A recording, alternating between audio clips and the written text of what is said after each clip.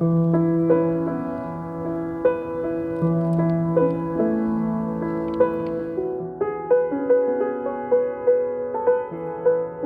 in nature does something very powerful, which is it gives us human beings that feeling of smallness that is, I think, so vital for context and reflection and being a good human being in your larger community.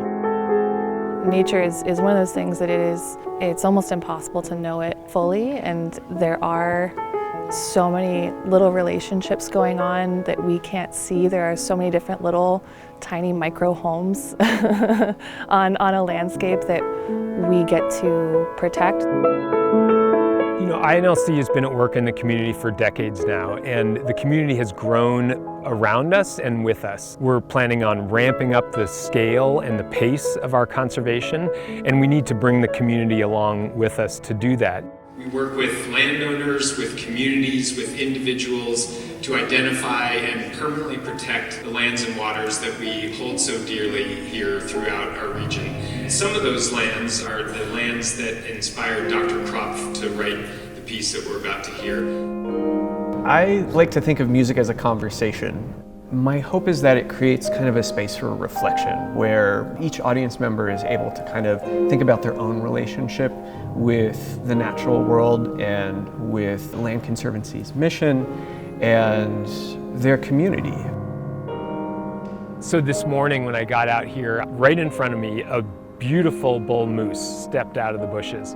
And it was magnificent. It looked up at me and then it just moseyed on its way. And it feels so gratifying to know that the work that we're doing is more than providing a place for you to come hike. It's also providing an essential home for creatures like the moose. All these relationships that are dependent upon these lands. The Inland Northwest Land Conservancy have enlisted a couple of artists in the past couple of years. I've had the privilege of being one of those. The sensitivity that they have to what land means to people, I think, is a step in the right direction for global healing. Humans are innately artistic and creative and free.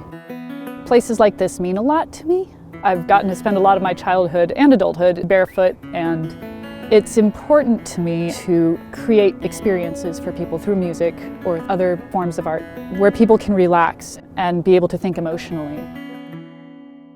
So here we are at Glentana. We're at the edge of the meadow, and behind us is the nursery where we host now 4,000 plants. We're going to double the nursery in size in the coming year. And our volunteers have been busy putting these plants in the ground, literally getting their hands dirty, serving the earth. So this is expanding habitat and it brings people together. So we look at this property as just a marvelous opportunity to engage the community, excite people about conservation, and advance the work that we're all part of.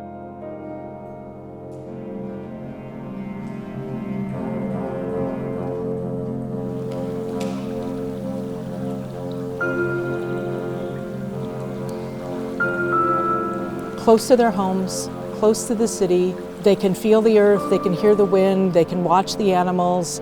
It will be a special place where you can take the time to really understand your connection to nature. Glentana comes along, right? It's this giant whale of a project. We couldn't even imagine doing it the previous couple of years, and all of a sudden it came and it was this audacious goal, and we just went for it. And now we've done it. It's amazing, right? Like the things are happening. To give that land to the Spokane tribe, take care of that water forever, take care of the upland, and give connection to the community that it needs and desires and wants to have forever. A lot of the land that we've protected, the land here at Glentana and other projects, are places where you can come out and enjoy the stewardship work, go for a hike, bring your family. And that's just a fraction of the work that the Land Conservancy does.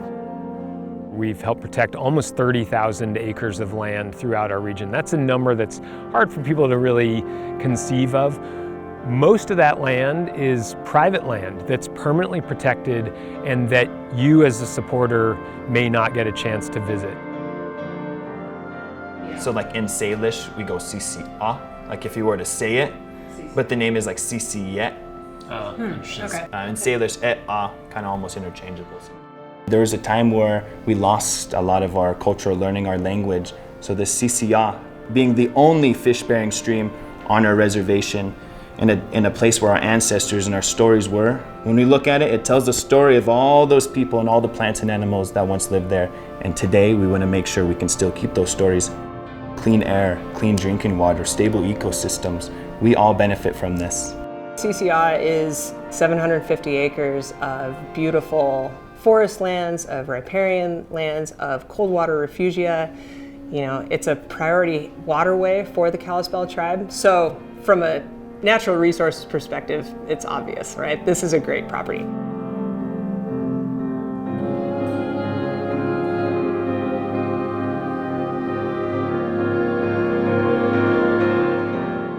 And I want to bring up the word legacy. I do know that INLC, they bring ideas to landowners to help them in their legacy. So we also share in that idea of conserving for the next generation. It's amazing. We just love that we get to share this part of the property with everybody as they drive through. I mean, this is what we originally fell in love with, is this part of the land. So we're on almost 40 acres here. I feel amazingly lucky to have a piece of property like this to be our first actual home.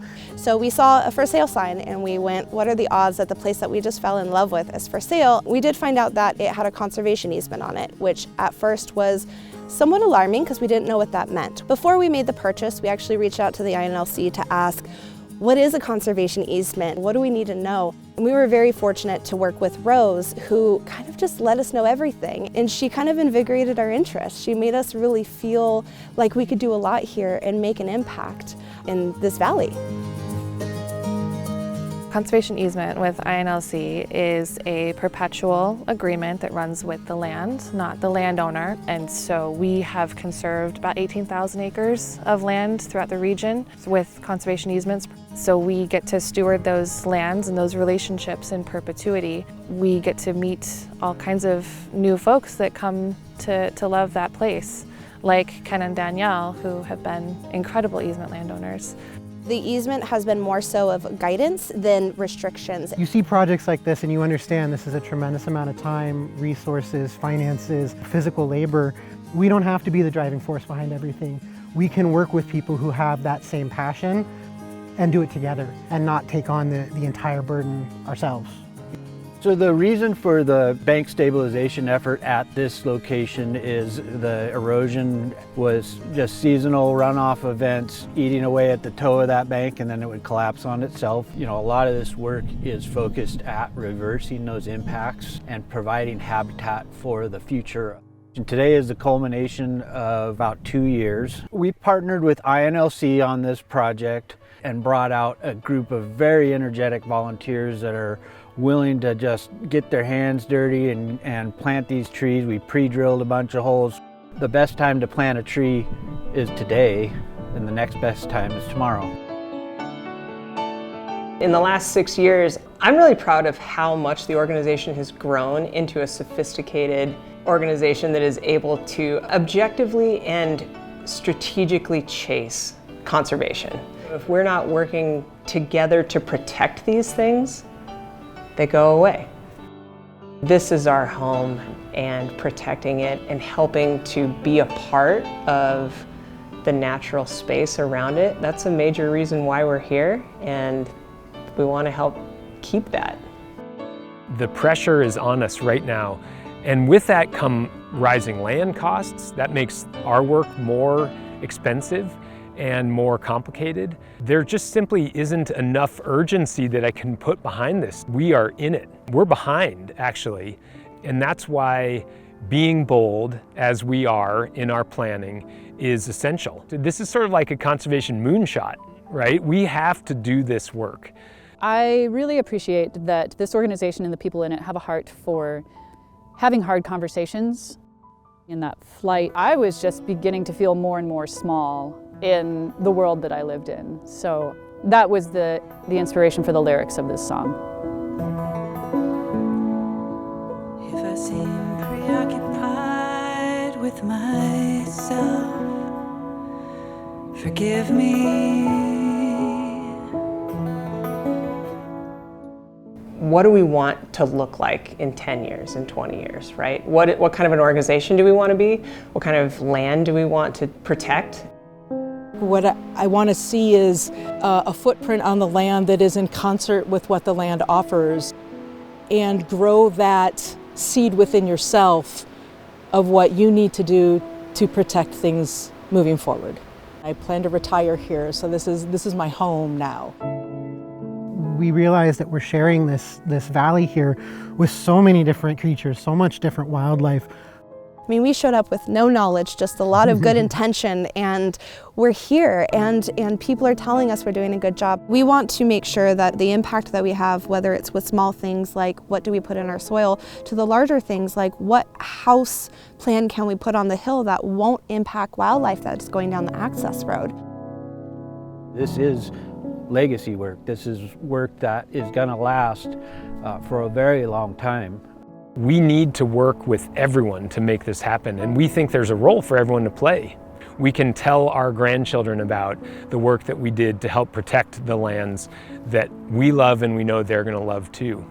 The Inland Northwest Land Conservancy's imagination and their willingness to try new things in this collaboration, I think they're really interested in using music and art and to tell these really important stories. And I'm so excited to see what they come up with in the future.